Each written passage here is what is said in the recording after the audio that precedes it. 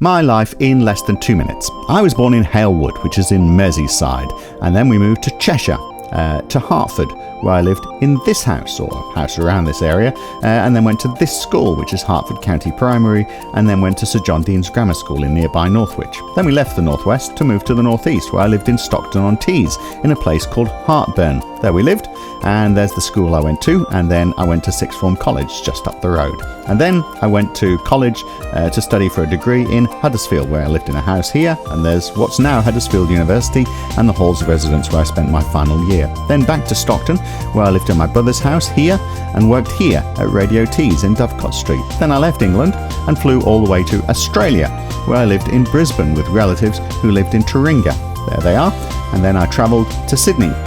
lived in the Cross and then Bondi Junction, before travelling to Melbourne and then on to Adelaide and then up to the Red Centre and then up to Darwin, and then I flew to Bali, and then from Bali I flew down to Perth again, and then from Perth I flew to Bangkok. From Bangkok I went up to Chiang Mai, did a bit of hill walking. From Chiang Mai flew to Koh Samui and then to Penang and then to Kuala Lumpur and then over to the beautiful island of Tioman before going to Singapore and then flying back to England,